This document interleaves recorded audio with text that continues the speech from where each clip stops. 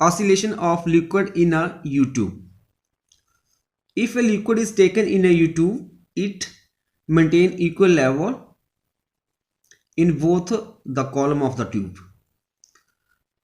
In this figure A, हमने क्या किया, एक U-tube ले ली और उसमें लिक्विड फिल कर दिया. जब आप लिक्विड फिल कर दोगे तो मान लो ये फर्स्ट कॉलम हो गया, दिस इज सेकंड वन. जो लेवल होगा लिक्विड का फर्स्ट कॉलम और सेकंड कॉलम में इक्वल होगा, मतलब बी और सी ये इक्वल लेवल के ऊपर है. उसके बाद नेक्स्ट, जब हम बी साइड से एयर को ब्लो करेंगे, मतलब यहां से हम फोर्स लगाएंगे by blowing air on the liquid. So ये लिक्विड जो है वो नीचे की तरफ डाउनवर्ड डायरेक्शन में मूव करेगा.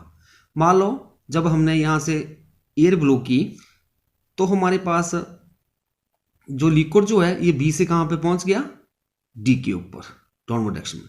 और यहां से जो ये सी लेवल था, सी लेवल से लिक्विड यहां से नीचे आएगा और इस साइड से ऊपर जाएगा, मान लो ई लेवल तक पहुंच जाता है. और जो लिक्विड जो है डाउनवर्ड डायरेक्शन में बी से डी तक कितना डिस्प्लेसमेंट हुआ, एक्स. सो जितना लिक्विड U-tube में डिस्प्लेसमेंट हुआ लिक्विड का, सेम डिस्प्लेसमेंट होगा सी से ई तक, एक्स. फिर जब हम जो हमने अप्लाइड फोर्स की है by blowing air into the U-tube, अगर हम उसको रिमूव कर देते हैं तो क्या होगा, ग्रेविटी के कारण डाउनवर्ड डायरेक्शन में फोर्स लगेगी. सो ये लिक्विड जो है ई लेवल से कहां पे आ जाएगा, सी के ऊपर. ठीक है.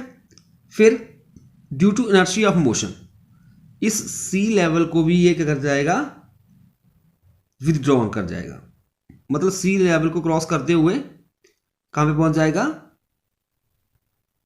एफ तक आ जाएगा. सो इस साइड से लिक्विड ऊपर की तरफ जाएगा सेम लेवल तक, मतलब यहां तक ये लेवल था तो यहां तक पहुंच जाएगा ये. फिर इस तरह से इस ट्यूब में ये लिक्विड जो है वो ऑसिलेट करना शुरू कर देगा. सो बी पॉइंट से लेके कहां तक आया, डी तक डिस्प्लेसमेंट एक्स, और सी से ई तक भी एक्स, तो यहां से यहां तक डिस्प्लेसमेंट क्या हो जाएगा, 2x. Now suppose the density of liquid is rho and height of the liquid in each column is h.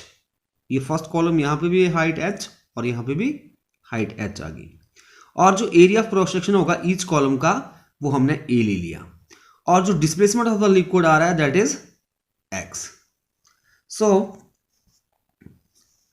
The weight of the liquid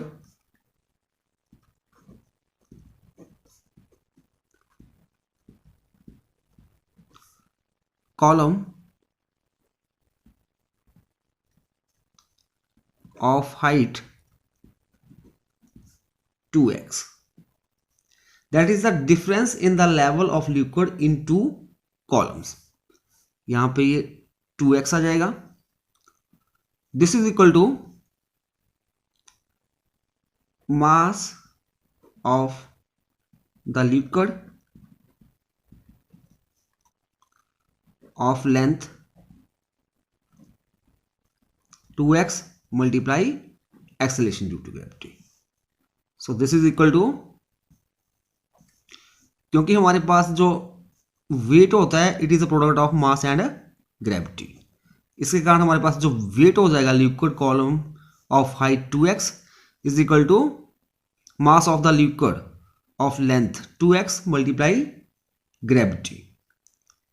और हम जानते हैं कि जो डेंसिटी होती है this is equal to mass per unit volume.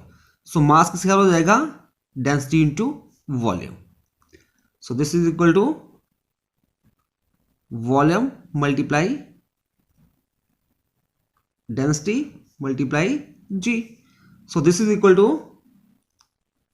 अभी volume क्या जाएगा, वो हमारे पास होता है एरिया इंटू लेंथ. तो एरिया क्या है इसका, लिक्विड का A, और डिस्टेंस क्या आ रही है 2x मल्टीप्लाई डेंसिटी जो G. तो हमारे पास जो वेट आ गया लिक्विड का of height 2x is A2x rho g. And this weight of the liquid provide the restoring force to the liquid. Restoring force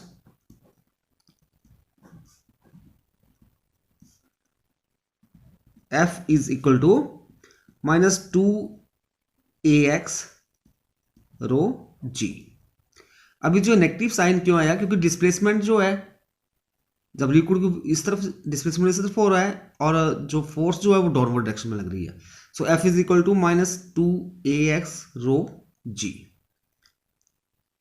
mass of the liquid in the tube that is capital M के साथ हम उसको represent कर लेते हैं. This is equal to area multiply 2h rho. If A be the acceleration,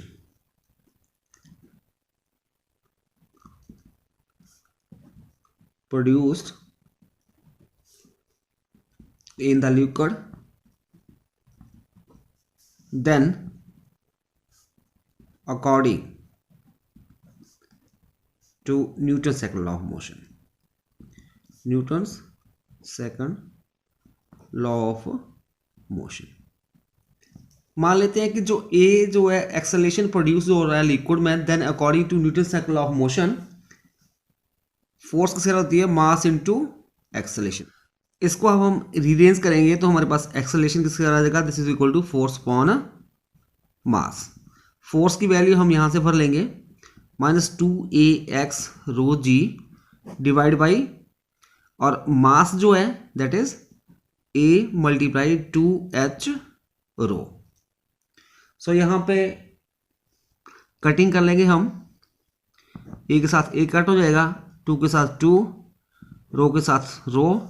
सो हमारे पास left बच जाएगा A is equal to minus GH(x), but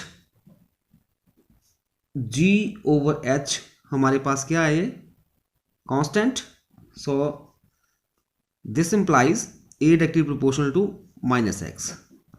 means जो एक्सेलरेशन हो गया डायरेक्टली प्रोपोर्शनल है डिस्प्लेसमेंट के, और माइनस साइन इंडिकेट कर रहा है कि वो नेगेटिव डायरेक्शन में है. So this shows that the motion of the liquid column in U2 is a simple harmonic motion. Time period निकालेंगे हम इसका. Time period this is equal to 2 pi root displacement over acceleration. Commod, this is equal to 2 pi root x over a mod, and this is equal to 2 pi x over a. जो ये equation 1 है इसको हम rearrange कर लेते हैं थोड़ा सा. A is equal to minus GH(x), इसको हम रीअरेंज कर लेते हैं. H इस साइड चला जाएगा तो H और G नीचे आ जाएगा, minus this is equal to x और A नीचे, तो हमारे पास आ जाएगा x ओवर A. तो minus H over G is equal to x over A. तो यहाँ पे x ओवर A की जगह हम ये भर देंगे. So this is equal to H over G. So time period आ जाएगा, oscillation of liquid in U2 is given by T is equal to 2 pi root H over G.